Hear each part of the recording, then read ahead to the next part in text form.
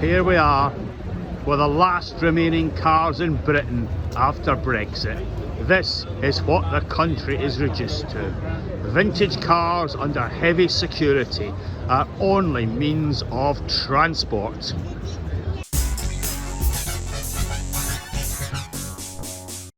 I hope you all had a fantastic time in your city break in Glasgow last week.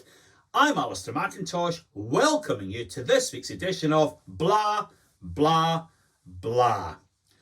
That COP26 conference reminds me so much of the old joke about Bono, yeah? There he is, on the stage, hundreds of thousands of people in front of him, and he's campaigning. Every time I clap my hand, a child in Africa dies. At the back of the auditorium, some wag stands up and says, "Aye, well, stop clapping your hands, you cruel so-and-so." And that's exactly like COP26. Every time we have one of those conferences, carbon emissions rocket up from 22 billion tonnes at the time of Rio in 1992 to 36 billion tonnes at Glasgow last week. An incredible increase, almost like those housing conferences. Every time we have a housing conference on affordability, house prices soar. We need action, not talking. And also a bit less of this virtue signalling. All we ever hear is that China, Russia and all these dreadful countries create more carbon than us.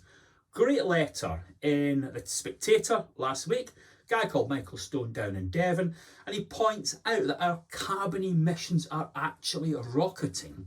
And what we do is we get our products made for us in smokestacks all around the world. So the typical child in Britain will create 200 times more carbon over his lifetime than a poor child in Africa. Action is needed, not hollow words.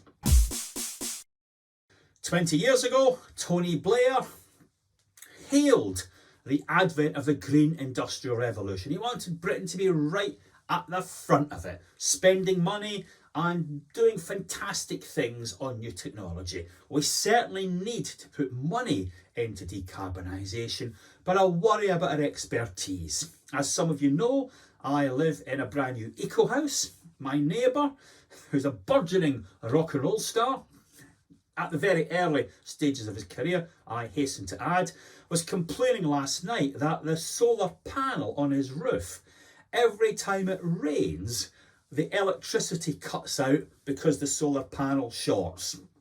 And we just don't have the expertise to build eco homes properly at the moment. So it's about money, it's about expertise, and it's also not about penalising poor people.